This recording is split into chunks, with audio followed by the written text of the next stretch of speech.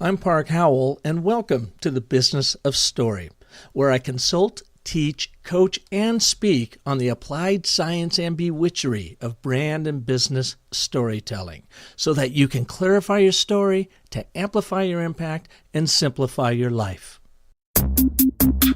I thought it was just a stupid picture of a pig in the ocean. But after hearing that story, I had to have it. Now I wasn't just buying a picture. I was buying a story. Story literally made the picture worth more money to me.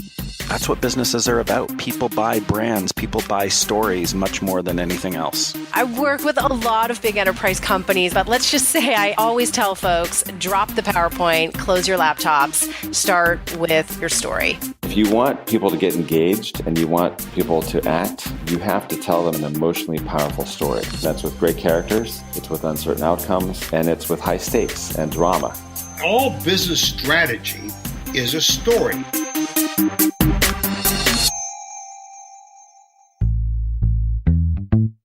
Hi, welcome to the Business of Story. I'm Park Howell, and I am so glad you're here. Now, if you're listening to this podcast for the very first time, then you are probably doing the pre-work I assigned to you for your upcoming Business of Story Masterclass. Kudos to you, because this episode will introduce you to what I found to be what I call the DNA of story, or, as our guest puts it, the nucleus of narrative.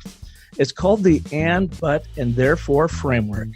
And we've used it over the past several years as the basic building block for all of storytelling. And it's this building block that's been around literally since the beginning of time. Now, make no mistake, drawing on the real power of narrative is hard work. In fact, we learned that with this episode. Randy and I, a few days ago, recorded this show. We went on for about an hour about the ABT in business and branding. And when it was all said and done, I had in the back of my mind of like, man, we just and our listeners to death. And I was afraid we were kind of boring. Thought about it for a day or two, and I found myself in the Sky Harbor Airport heading up to Denver for a story session a couple days ago. And I had to call Randy. I said, Randy, I don't know about you, but I just was not crazy about that session. I mean, our monkey brains took over and we forgot everything. We weren't even modeling the ABT. And he started laughing. He goes, you know what, dude, I had the exact same response. I just didn't want to bother you with it. I didn't know if you had time to re-record it. I said, absolutely. So here we are. I've got him back and we're doing it again. And we're actually going to model what we're going to teach. Now, don't hold that against us. Here's the deal that we've learned. Because this narrative stuff is hard, our monkey brains like to default back to what's like really easy. And that's anding people to death. Randy had a famous screenwriting coach by the name of Frank Danielle at USC when he was going to film school there. And in the 1986 speech, Danielle said, monotony is a problem in first drafts. There are several reasons for it. One usually is the fact that these scenes follow in the forbidden pattern, and then, ad nauseum. And you know what? That's what we did. So we're not going to do that today. We demonstrated in that very first recording, at least to ourselves, that most executives communicate and care, but bore. Therefore, we'll show you how to use the ABT to become an intentional, confident, and powerful communicator. Randy, welcome back to the show. Thanks, Park. Great to be back. You know, I've published 3 books on narrative structure. Wouldn't you think I would know better than to fall into the forbidden pattern of and then?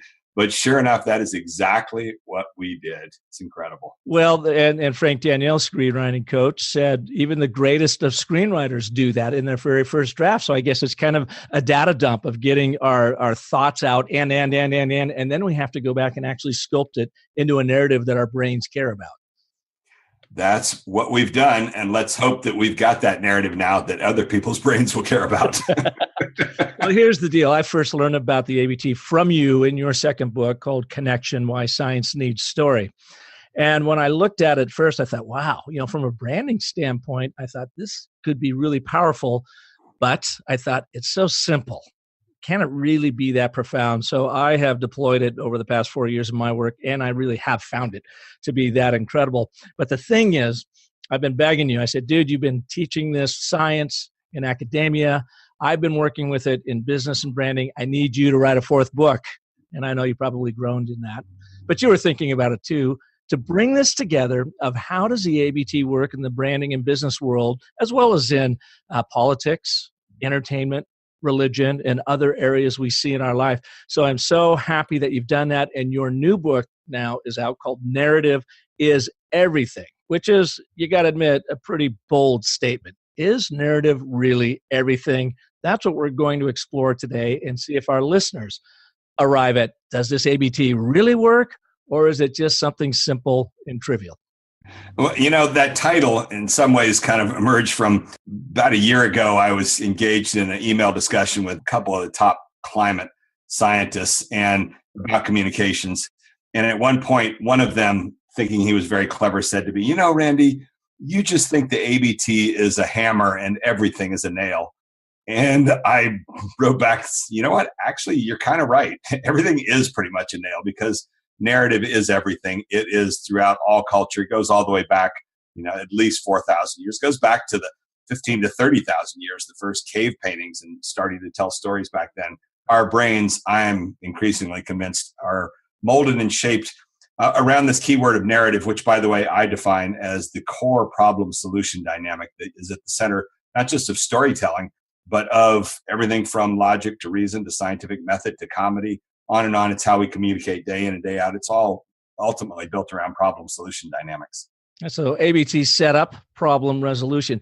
How did you come about it? How'd you find it? What's your journey? Well, let me demonstrate the ABT to begin with by telling you the one sentence ABT of my entire professional journey, which is that I was a professor of marine biology and I loved being a marine biologist, and I achieved tenure as a professor, but along the way had developed this bigger, broader interest in communication in general. Therefore, I ended up resigning from my tenured professorship and moving to Hollywood and going to film school at USC in search of what is it that Hollywood understands about mass communication that at least the academic world doesn't seem to really get themselves. You came from Harvard as a Harvard-trained evolutionary biologist, so you've got the evolution science side, and you've got then the Hollywood storytelling filmmaker side coming together. That's right. The evolutionary biology is programmed deep in my background, and this book, the final chapter, brings that together in the synthesis into an overall theory that I'm offering up on what I'm calling narrative selection. We'll talk about that at the end. The book itself arises from the ABT template, which eventually I turned into what I call the ABT framework. And that all begins with Frank Daniel, who you mentioned. When I entered into film school in the mid-90s at USC, he was kind of the patron saint there. I was lucky enough to have his film analysis course script analysis course the year before he passed away. And all of the thinking there was built around him. And what was important about Frank Daniel was he had a very analytical mind. He looked at storytelling and screenwriting and saw the building blocks within. Actually came up with a whole model that's widely used nowadays called the sequence paradigm model for how you structure screenplays. So my science brain kind of connected with that from way back. Then I ended up doing a whole bunch of films, and eventually in 2009 wrote my first book, Don't Be Such a Scientist. And that was presenting back to the science world everything I'd learned so far, not just in filmmaking, but also in acting classes, everything to do in Hollywood. That book proved to be popular, and just last year we did a second edition of it. It resulted in a lot of major scientific institutions inviting me to come and do workshops with them. Everything from the Centers for Disease Control to NASA to National Institutes of Health. And they said, what do you want to do a workshop on? And I said, well, the biggest chapter in the book was called Don't Be Such a Poor Storyteller. I didn't quite have any advice yet on how to fix that problem if you're not good at storytelling. I just knew that it was an important problem that probably is at the core of all communication, which is this narrative dynamic. So I set about doing those workshops, and then in 2011 had the big breakthrough development. Saw this documentary on the making of South Park, and it was in there that the co-creators talked about this simple little rule that they use, which they call the rule of replacing. They said is we come up with a first draft, and then we go back in, and every time we see the word and, we ask ourselves, can we replace it with either a but or a therefore? That connects directly with what Frank Daniel had talked about in 1986. I took that then and turned it into a one-sentence template of and, but, and therefore, and then began researching it, began propagating it, giving talks, turning it into a workshop, eventually a training program. 2015, published my book, Houston, We Have a Narrative, Why Science Needs Story. Now I'm in the thick of our Story Circles narrative training program that's spreading nationally. We're running with a bunch of government agencies. We're approaching 500 graduates of it. So it's working very, very well. That then is your chronology, your and timeline of the background of the ABT. But you're right, that was not a suspenseful story. But we're all caught up to date. Yes. All right. Well, and like I said, I saw it when in your second book, Connection, and I thought, man, this is really cool, but could it be that powerful? And I started using it, and I did find it and was really happy with it until one day I was working a branding session here at the agency, and it was for another agency in town, actually. They had 15 of their people sitting around the table, and one lady was sitting there armed, kind of frowning at me when I was rolling out the ABT and showing them how that they can use this to really simplify and find the core to their story. And Randy, you know what she finally says to me? She raises her hand. I look over to her arms still, crossed across her chest and her mouth frowning. And she says, "I'm sorry, Park, but I just find this reductive and insulting." And I'm like, oh my God, reductive and insulting. So I, tried to calm her fears and work through it a little bit more. And then I called you and I said, dude, have you ever had anybody call this reductive and insulting? And what do you think about that characterization? I mean, it literally knocked me back, knocked me off my feet. I thought, all right, is she right? I've gotten that plenty in workshops. It tends to come more from literary types, people that are more at the holistic end of the spectrum and more in the artistic side of it, where they're not really in need of communicating a single informational message to a big, broad audience. Are they right? Let's let your listeners decide. Well, that's what we've done. We've assembled some experiences that Randy has had both in the science and academic world and the business world, and me in business and branding.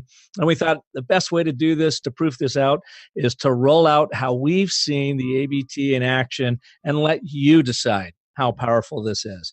So with that, Randy, why don't you take us to one of your first experiences of your many, many experiences with the ABT in action? Sure. And we're going to go through 5 of these. I'll do numbers 1, 3, and 5. You're going to do 2 and 4. And we're going to move from kind of a few general experiences eventually towards the more specific experience that relate to the business world. So my first instance begins with a dinner party. And this is a couple years ago. It was for an old friend of mine who's one of the top marine biologists in the world, celebrating in his mid-70s, celebrating his birthday. And it was a gathering of probably 35 or 40 old friends in this separate room of an Italian restaurant in New York City. Wonderful evening. At one point, finally, everybody began giving little speeches and telling stories about this guy over the ages. And everybody in the room had known him for 30 to 40 years. And the stories were incredible and hilarious. Everybody in the room was over 50 years of age, I would say, except for one person, my guest, Jade Lovell, who is my business partner, who's a crazy 32-year-old Australian blonde, great sense of humor. She suddenly stood up and clinked her glass. I know she had already had at least 3 glasses of wine, so I was terrified. And I just remember looking down at the floor like, oh no, here comes embarrassment. But she launched right into a very clear narrative, which was, she said, these are such wonderful people gathered here this evening, and these stories are amazing. But turns out, in just 6 months' time, this guy can have an impact in your life, as he has done with me. Therefore, let me tell you the story, what went on a few months ago. And she launched into a very clear, tight, well-told story about how she had a health issue, and she didn't think it was that serious, but she mentioned it to him. She couldn't find a good doctor in New York City for it, and he instantly put her in touch with his doctor. Doctor did a first diagnosis, didn't think it was that serious. Then they did one test that turned out to be very serious. And the doctor ended up saying, if you hadn't come in here right now, within a few days, you probably would have developed some major problems, life-threatening problems. And then she ended by saying, therefore, this wonderful guy saved my life. And the whole crowd erupted in applause. And as she sat down, she leaned over to me and said, thank you, ABT. And the point of that whole exercise is that it's a tool to help you, among many things, think on your feet. The last thing in the world you want is to spontaneously get up and get into and mode, going on and on and on, or get into the other end of the spectrum, what we call DHY, despite however yet, which is too many narrative threads, confusing everybody. It allows you clarity on short notice. It's a very important tool for anybody who's going to go into something where they're going to get grilled. If you're going to go give a press conference or something like that, and you know a number of questions that are definitely going to arise, this is the tool for you to use before you go there. You need to know what's the ABT for each one of those questions. How are you going to answer that very quickly and concisely with a little bit of setup and then get right to the core point of what's being raised there, and then therefore your answer in response to it.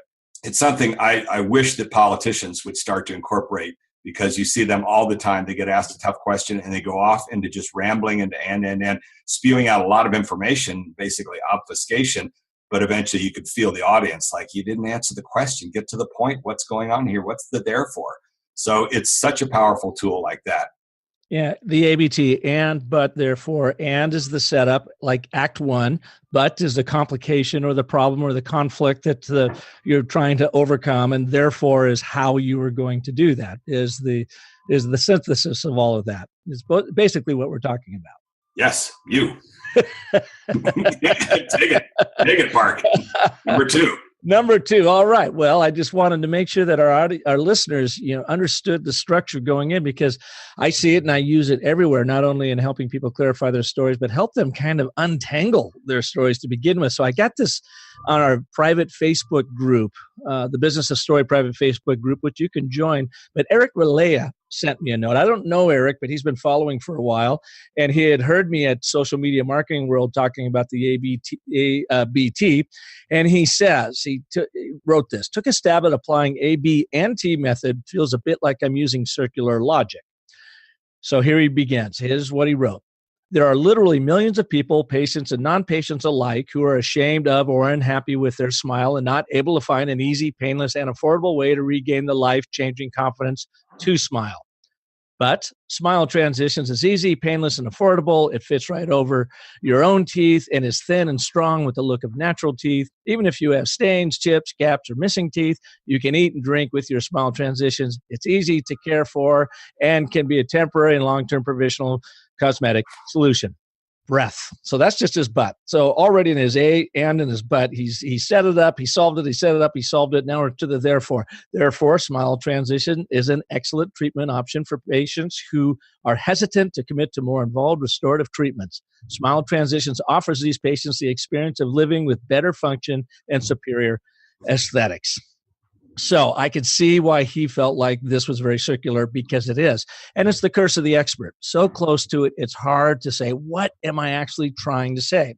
So in looking at this, sifting it through my ABT, and I've been doing this now for a long time with Randy, so it's easier for me to kind of consolidate it. Here's what I wrote back, Derek, and it just took me a minute or two.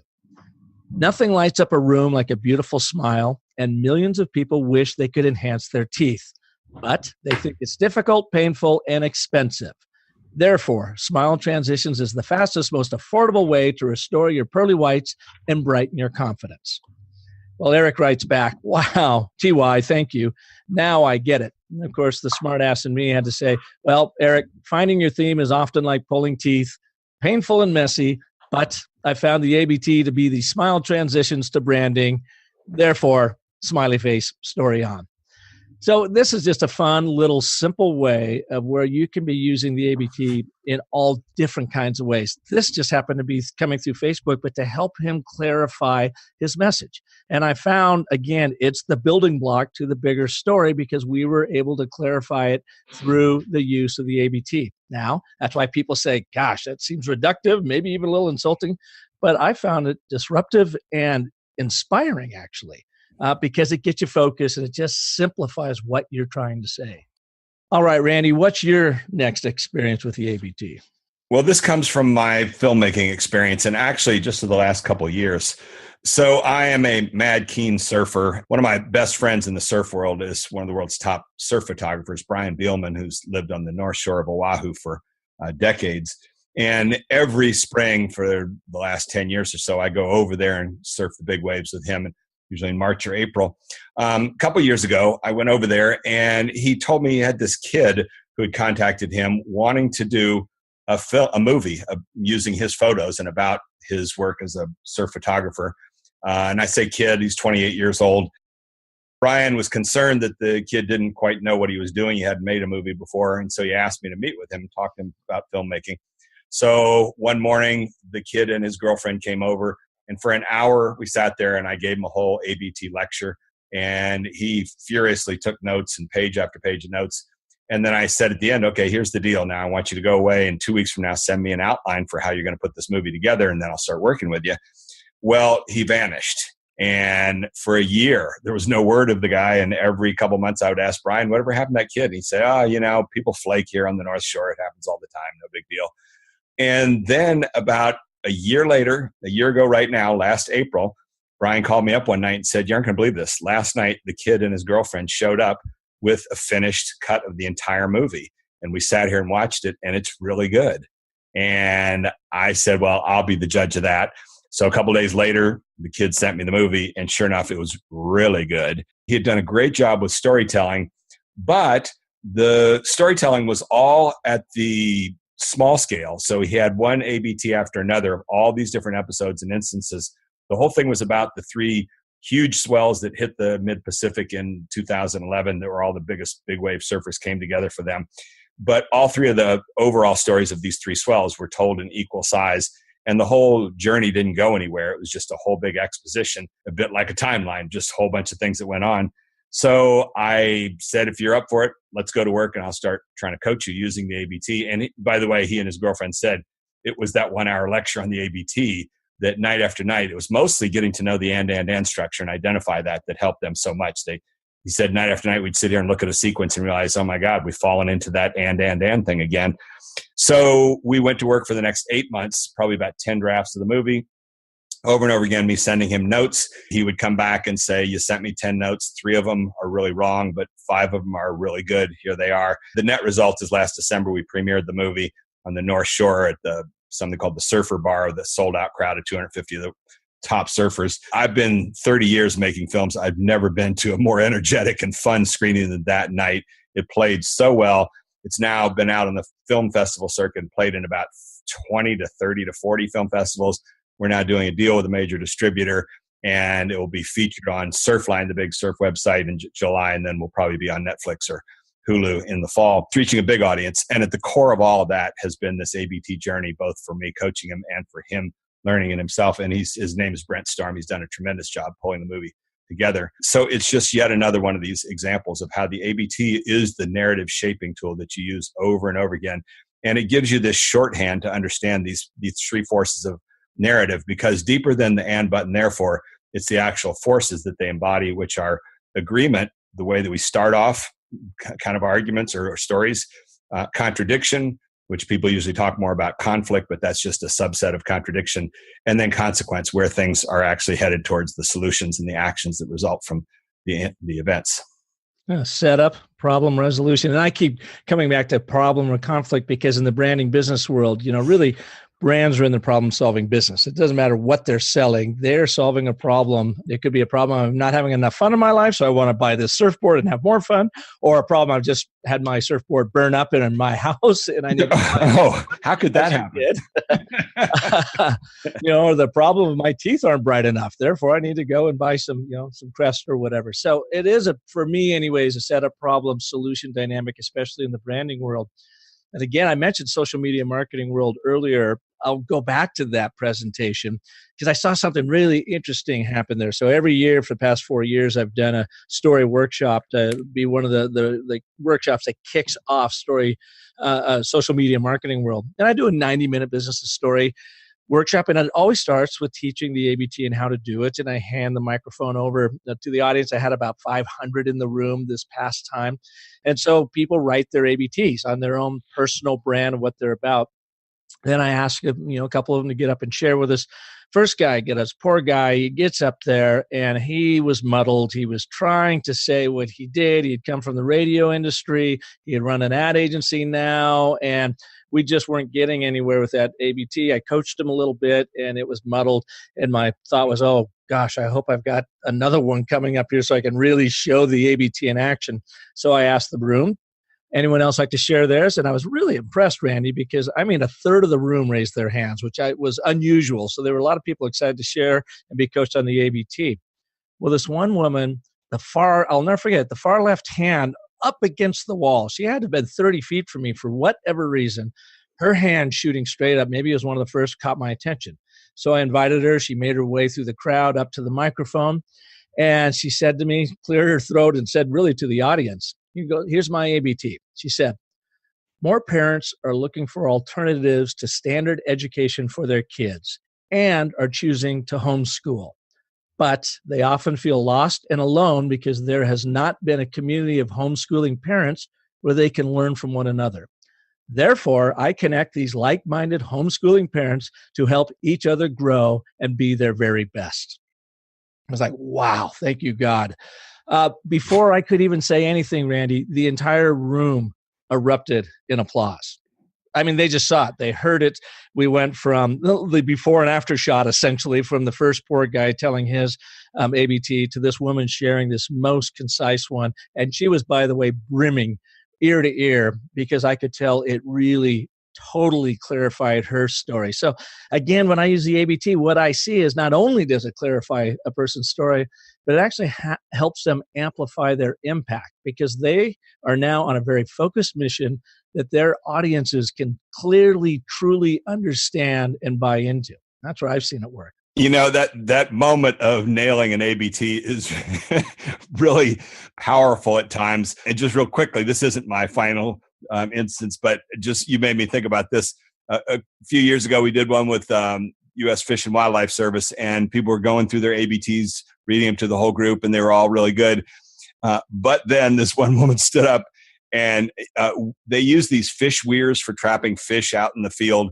And her whole ABT was, we've been using fish weirs for 100 years, but they suck. We need a new technique. Therefore, let's work on something new. And the whole room just exploded. It was the shortest, simplest, punchiest ABT of all.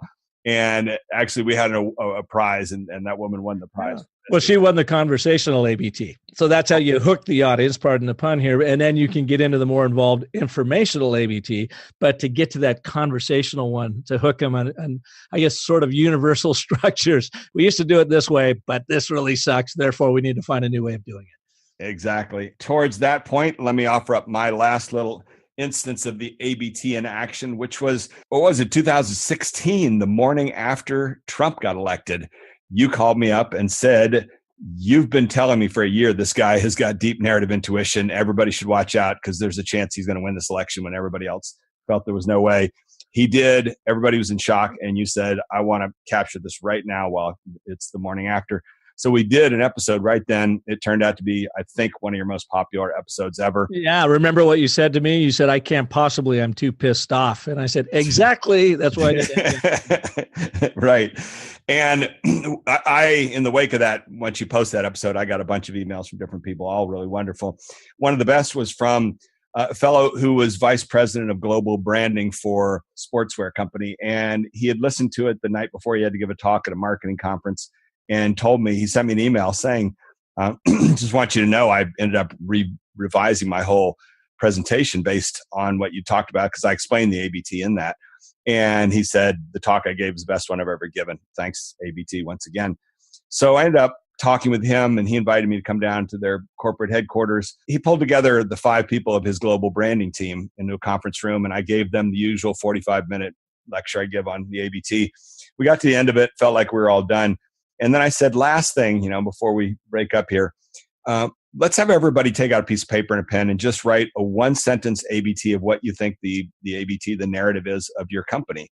And they did that. Then we went around the room and each person read aloud what they had for the ABT. Well, the first one was about, felt that the company was about authenticity.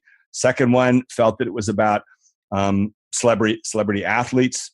Third one felt that it was about fashion and design. I don't remember the fourth and fifth one, but the bottom line was that they were all completely different from each one from the next. We got to the end of the last one. The guy turned to me and said, do you think we have a problem here? And I said, when all 5 of your branding people are seeing a completely different story for your company, I don't think that's good. I think you kind of want to have a clear singular narrative of what you're about. Branding is not meant to be an exercise in art and expression where everybody walks away with a completely different interpretation.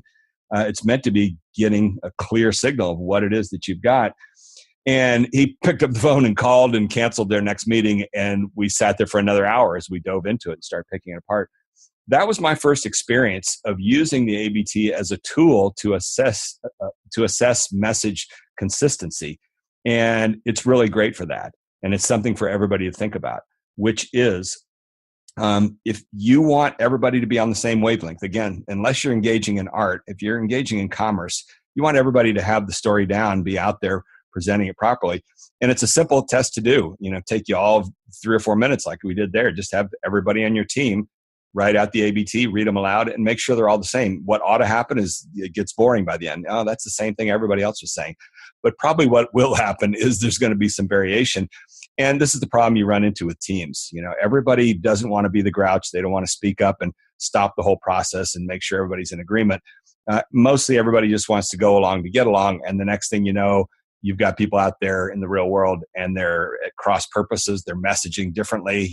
We heard from your other person that you're about this, but now we're hearing this. So that consistency thing is very important. You can then start to see how you can apply the ABT as this assessment tool in all sorts of different things, such as visuals. You're going to use a single image or something like that to represent your brand. Wouldn't it be nice if everybody in the room is in agreement that what that image is saying is the right thing?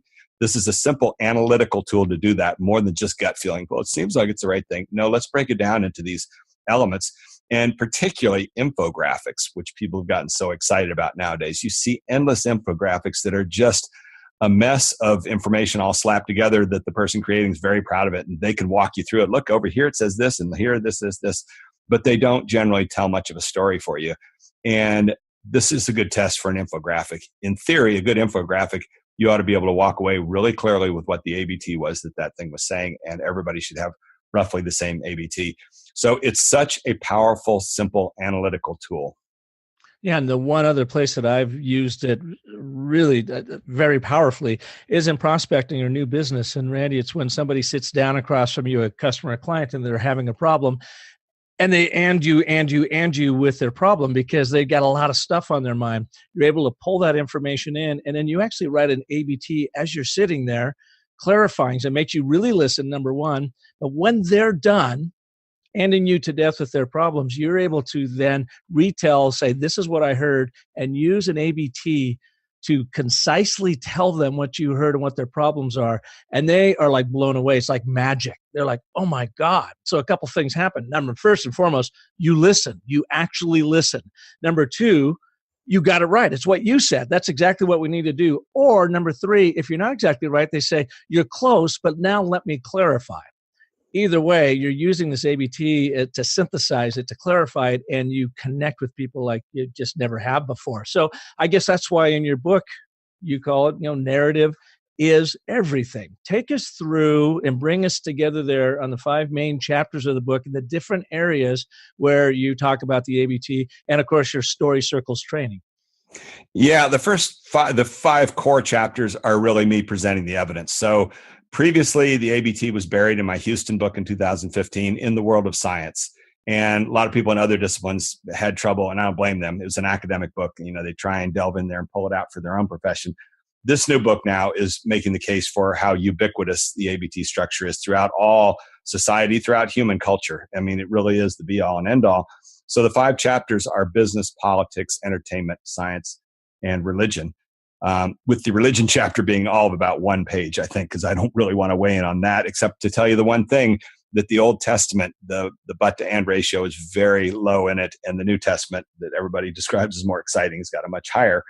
And that's the tool, actually, that I present in this book in great depth, is that what I call the narrative index. It's extremely simple. It's just the ratio of buts to ands within a given document. And if you think about that rule of replacing from the South Park guys and from Frank Danielle, you see it arises right out of there, which is that of all else equal, this is a very simple indicator for you for any given text is simply search the document for the buts, divide it by the ands, and see what it comes out to. You multiply it by 100 to make it an even number. If it's under 10, you're in bad shape. You're in that and region. If it's over 20, you're doing really well. If it's up in the 30s or 40s, you're probably at legendary status. I go into that in a lot of detail throughout the 5 different chapters. So it's showing you the basic pattern. The 6th chapter is telling about our Story Circles narrative training program that I sketched out in the Houston book in 2015, and we're now in the thick of it with, we've got about 25 circles running right now, and we've got about 300 to 400 graduates, somewhere around there. So it's working very well and spreading out mostly with government agencies, but increasingly with a few small businesses and with some university faculty in general. And then the final chapter is my big grand synthesis, drawing on my background in evolutionary biology to suggest that Long ago, the principle of natural selection was established for how diversity and forms arise in the natural world. I believe that narrative is the selecting mechanism for our culture, that over time, what persists in our time are things that have this ABT structure to a large extent, and things that don't have it, things that are and DHY, they get selected against, they vanish. There's just no collective memory of that stuff.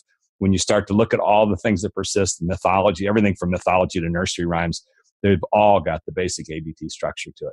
Well, and you said it even, you believe, impacted Twitter's decision to grow from 140 characters to, what is it now, 280?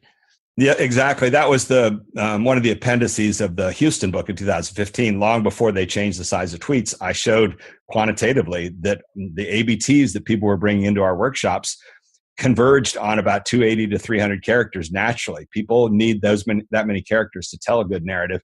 And if you force them down to just 140 characters, as Twitter was doing, then they're going to opt for the most powerful element, which is the central thing, the contradiction. And you're going to end up with this very angry medium, which is exactly what happened with Twitter. It emerged as a place for people telling just anger out of context. And eventually the people at Twitter came to realize that in 2017, they doubled the length right up to exactly what we saw, 280 characters, which is where it is now. And it's still a place for anger and aggression, but I think that the instances of things being out of context are less today than they were before. So Darwin might have suggested that Twitter would have gone the way of the dodo bird had it not evolved into a longer format. That's exactly right. I think that's what I'm offering up here as a hypothesis, drawing on my split backgrounds of communication through filmmaking and evolutionary biology, is that we've got this selective mechanism and that you have to yield to these forces of narrative that are out there. That's how people's brains are working day in and day out. They're looking and shaping narrative. Yeah. Now you've got story circles. So I want to talk, end up talking a little bit about that, this process where you get groups together, they go through 10 sessions together and they build, and you've had a lot of success with this over the years with the science community, but I think you've probably had to overcome the same thing that I hear in business. Park, we don't have time for that. My people don't have that kind of time. And yet you feel like it's pretty critical that they take the time if they are truly going to build this into their thinking and build their narrative intuition. It starts with a simple question. Is communication important to you or not? And if you don't think communication is very important, then you're right. You don't have time for this. But if you do, then you absolutely have to find the time for the 10 one-hour sessions. And there's three major reasons to take the time for the 10 sessions. And I will summarize them with three P words: performance, payoff, and pleasure. So communication is a performance sport or art or whatever you want to call it. It requires you to perform. And even if you're just in written communication, you have to pull up the stuff on your own. And anybody involved with performance knows that you've got to be practicing and rehearsing and repeating over and over again. That's just a given. Any athlete knows that.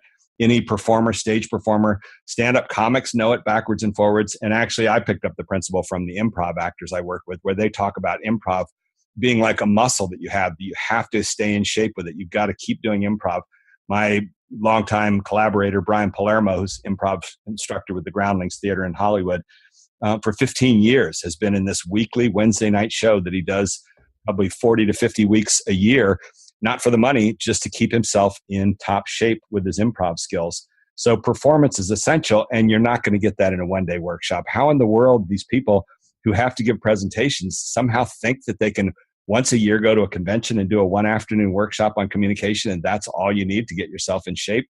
No, you really need to, and especially narrative is the same thing. It's like a muscle that has to be put into shape. And in fact, that's our subtitle to the whole training is Story Circles Narrative Fitness Training. And the payoff we now have very clearly on the website, which is after running it for 4 years and finishing more than 50 circles, we did our first survey of 120 graduates, and out of 120, 101 responded within 10 days to this very short, narratively focused questionnaire that we sent out. And the results hit on a few kind of little statistic things, but the most important thing of that survey was we gave them 3 blanks at the end saying, just tell us briefly how you're applying the ABT framework either in your own work or with other people. And what we post on there is 130 of these little mini stories of how people are using the ABT framework. And that when I started reading those was just inspiring. This is exactly what I had thought. If we could just get it out there, it can be so powerful for so many people. And as a result, now we're running, as I say, probably 25 to 30 circles now. We'll probably pass 100. I'm sure we'll do 100 this year. It really, really works. But it works because of the repetition thing. So that's what it's about, is not just memorizing this and but therefore. You can get that in 10 minutes. It's the repetition. You've got to work with it and practice over and over again. And then the last thing to say about story circles is, as we suspected, it turns out to be really fun, because the way it works is you end up with groups of 5 individuals who meet for 1-hour sessions, ideally once a week, but actually, because of scheduling, they can postpone 2 and 3 and 4 weeks. We've had some circles take almost a year to finish. And it turns out once they get started, they're on a journey that it doesn't matter if they have to postpone a little bit. They all enjoy it. And the head of communications at National Park Service, they ran 6 circles last year. And in our little video, he says verbatim, it turned out that everybody said their favorite hour of the week was the story circles hour, where they got together and ran through these set exercises with a timer that makes sure it's exactly a 60-minute session and moves everything along in a very structured manner. So that's kind of become the big therefore of everything that I've pulled together. And that's the way I ended that Houston book was, look, we got a great tool here with ABT. Therefore, what are you going to do with it? Which is this actual action plan of training people in it. Well, I call the ABT the storytelling dumbbell. And I ask my people to literally curl it every single day to get it embedded in your brain. And you can start by just doing emails. When you write your emails, use the ABT to set it up. You'll find, as my students from ASU found, it cuts their email writing by 2/3. And it makes your audiences, your readers, love you because they understand what in the hell you're actually talking about. And you cut their reading time by 3/4. It's pretty powerful. And then it's this ongoing training, the story circles that, look at Randy and I proved at the beginning of the show. Even though we live and breathe this stuff, 4 days ago, we fell back in the trap of and we said, wait a minute, we got to be way more intentional about this. And that's what we did.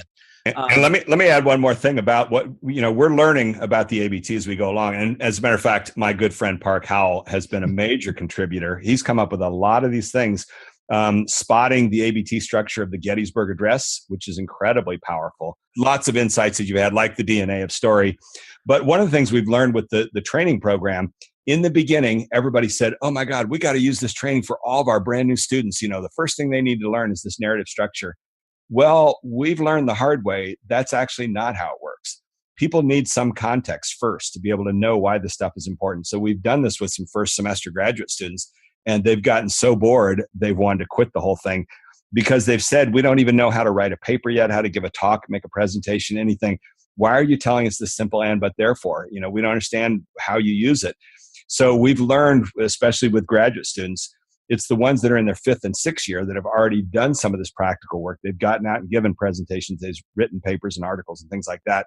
And they've had some experiences of frustration, of falling short. Like, why didn't that presentation go as well as I thought? When they start to learn about these elements of the and but therefore, that's when they start to hit these moments like, oh God, that's what was wrong. That presentation I was so proud of, it turned out it was just an and thing. So there's a maturation process and you need a context to apply it. But when you get to the more veteran people that have been doing this stuff for years and years, the very first circle we ever ran with U.S. Department of Agriculture with 5 of their research scientists, before the first hour was even finished, they were popping off over and over. We could use this for this and this and this and this. They had the context to apply it. Absolutely. And I've used it for everyone from U.S. Air Force generals, brigadier to 4-star generals, to high-tech firms, to healthcare companies, to individual executives who were trying to clarify their story around their personal brand. It's what I lead with. It's everything that I build upon at the Business of Story begins by really understanding and applying the ABT structure. So, Randy, where can people find your book, Narrative is Everything? It's just going to be an ebook because I wanted to get this one out quickly. The previous 2 major books I've done with academic presses, Island Press and University of Chicago Press, but those tend to take 1.5 years to get it through the whole process. This one, it was just overdue to get it out there. So it'll be on Amazon, and you'll have the links on your website, I'm sure. And one last thing to add in terms of people wondering why is such a simple thing not been used and put to use previously. I think what's happened here is that Frank Daniel mentioned it in 1986 in that speech. And that knowledge sat dormant for more than 2 decades. There wasn't a need for it as much back then. This is more of a tool for today's information society, where everybody is glutted and overloaded and needs some tool to help them focus more effectively. And it then sat dormant for 20 some years. I think began to emerge with the South Park guys, and look at it. It's the secret of their success, their incredible success with every project they do. They're always got really good narrative structure. If you go and see their Book of Mormon play, it is a tour de force of ABT that all pays off in the last 10 minutes of the play.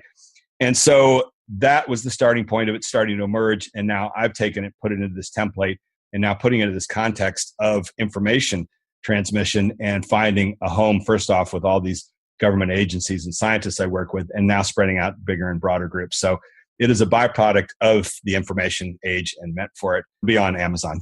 Great. Randy, thank you so much for taking the time to be here again on the Business of Story. I love your work. I really appreciate our friendship. I have learned so much from you, and I know my listeners have too. Whenever I have you on the show, I always get inundated with emails or tweets with people using the ABT and testing it out. So thanks for being here. You betcha. And as I said the other day, you and I have been co-explorers of the ABT. We have been the Lewis and Clark of the ABT for the past 5 years. The Randy and Park of the ABT. Great. Exactly. Trying to figure this thing out. So can't thank you enough for all the work you put in, and we're having a good time. So thanks again. Well, I got to go out with an ABT then. So for you listeners, if you like what you've heard here, and you know it will be helpful and beneficial to another person in your life, but they don't know about the Business of Story podcast. Therefore, I encourage you to share this episode with them so that they can see how they can clarify their story, amplify their impact, and simplify their life with the building block of all narrative and story, the and, but, and therefore. How's that? That was perfect. And if I can help you, you know where to go, thebusinessofstory.com. I got a ton of tools, tips, techniques, and talent like Dr. Randy Olson. They're just waiting to help you become a more powerful storyteller. And, I'll see you at our Business of Story Masterclass. If you're listening to this as pre-work, if you are not going to be at one of our Business of Story Masterclasses, reach out, find out how you can either attend one or can have one brought to your organization. I do these around the world, and we have a ball. And the whole goal is for each one of these masterclasses is to help you excel through the stories you tell. So thanks for listening. Be sure to be back here next week when we will have another story artist on the Business of Story. And of course, until then, remember that the most potent story you will ever tell is the story you tell yourself. So make it a great one. Thanks for listening.